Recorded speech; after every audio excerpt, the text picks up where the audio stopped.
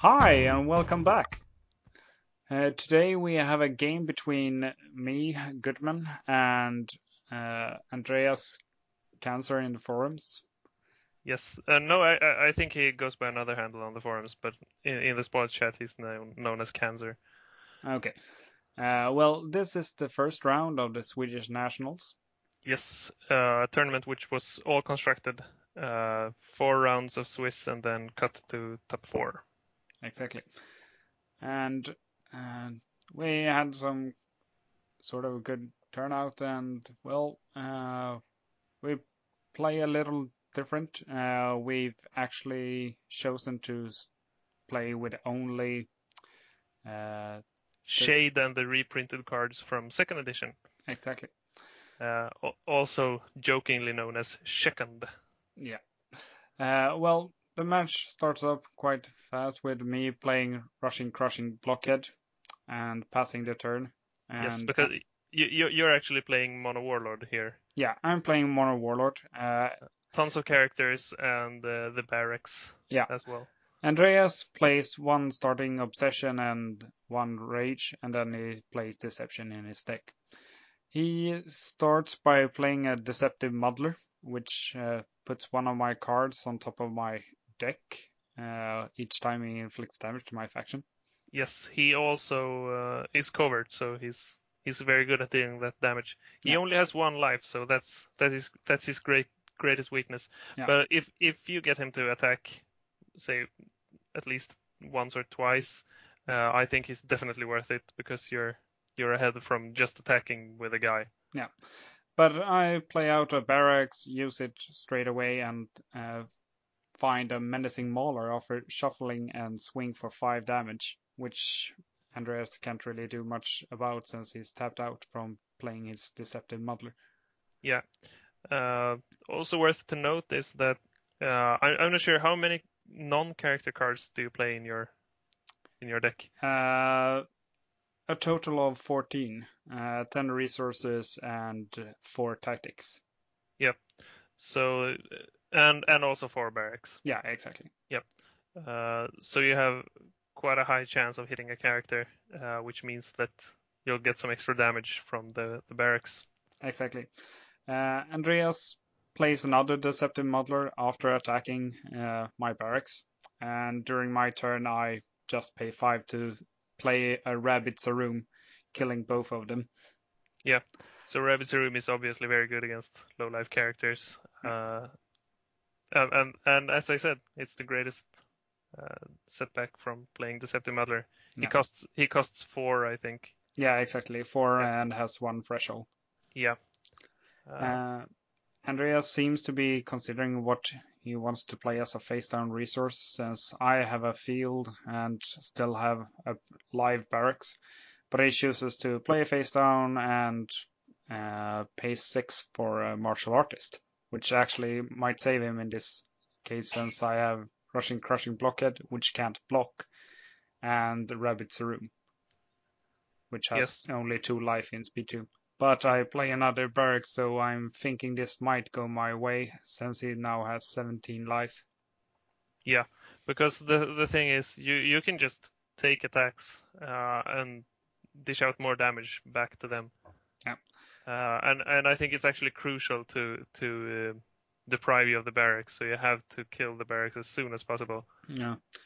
The thing is, I after playing the barracks still have 2 resources left, so I might be able to restore one of my barracks to use it to look for a character and block with it if it would attack. Yeah, because basically you use the barracks in a way that's you deplete the card and then you inflict. I think it's 4 to 7 damage or something like that. Yeah, more or less. I use it mainly to just inflict damage. Yeah, exactly. It's not like you're gaining board presence, but you just deplete the barracks and get free damage. Yeah, So in a way, it's like a cheaper and sometimes recurring Basque bile. yeah, sort of.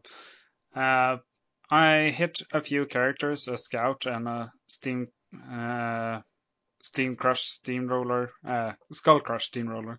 Yep. And I swing away with the scout in a party with Rabbid Sarume. He chooses not to block. I'm not really certain if I would have done the same, but he keeps his martial artist alive by this. But personally, I would block and kill off the Rabbit's room. Yeah, actually, I wouldn't. I think that losing characters to the barracks is basically losing characters for free. You're not gaining anything out of it. Even if he kills one of your guys, you get free guys forever, and he doesn't. Yeah, that's true. So I think actually leaving that martial artist and then threatening your barracks is actually the better play. In which case, he did right either way. There's some consideration going here since he has 6 free resources. He hasn't chosen if he wants to play a resource or draw a card, as far as I know. Oh no, he started by drawing a card and then paid free to draw another card. And he draws into a Thabbashite Assailant, looks like. Yeah. A pretty solid card. I mean, it's like a 3/3/5 for 1. Yeah. Sadly, though, Andreas plays it out, but he only has 2 face downs. So at this time, the Thabbashite Assailant is only a 2/2/3. Yeah, exactly. But he's still a 2/2/3, soon to be a 2/2/4 for 1, which I think is. I mean, it's a decent weenie. Yeah, it is. Obviously, you want that speed. It's actually what makes the card really, really great. Yeah. Sadly, though, I have a suicide squad, which I play out. So if he decides to block with his Thabbashite Assailant, I can just kill it off. And since Andreas only has 6 life, I more or less just need to swing away and hit with 2 characters. Yeah. So I attack with a party with another scout that I hit with a barracks and my Rabbid Sarume, which guarantees me to inflict at least 4 damage if he blocks with the Thabbashite Assailant, and it guarantees me to kill off the martial artist if he actually decides to block. Yeah. So you can clearly see the pressure that the barracks brings to the table if you leave them out there. So it's. I mean, I've been playing some matches against the deck, and I think that the best thing you can do is actually get rid of the barracks. Just don't care about the characters. Take care of the barracks first, and then you can kill off the characters and stabilize the board. Yeah, because as long as the barracks there, you're still gonna have a problem with the characters. Yeah, exactly. And also you shouldn't. I mean, obviously, if you're staring down a sneaky mansion, I don't know if you ran the sneaky mansion in this version of the deck, No.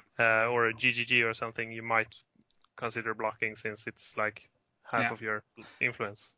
And we got a handshake from Andreas since he realizes that I still have the opportunity to restore my barracks and just use it again, and I still have the Russian Crushing Blockhead to swing away for 4. I would, even if I hit a resource, I wouldn't be able to kill him this turn, but I most likely will the next one, since he then would have no characters. Yep. So, a great performance from your very aggressive Mono Warlord barracks deck. There was some talk between me and Andreas before we started that he was a little worried about the matchup with me, since he, or after the game rather, since he knew that he needs to get a good start against me, otherwise I'm gonna steamroll him as the moment I get any field wipe or anything that just kills off his discarding or deceptive muddlers and such. Yeah, exactly. But I think he played right. I mean, he shouldn't play like I have Rabbid Sarume on my hand, since I didn't know what he was playing, so he might as well just attack for all he's worth. Yeah, and at the same time, he has to make something happen. He can't just sit back, because then you'll most likely be able to get that Rabbid Sarume and then he's lost anyway. So he has to take the risk. Yeah. It's one of those games. But all in all, I think we both played well during this matchup, and we'll move on to the next match. Yes, stay tuned for that. Have fun. Play spoils.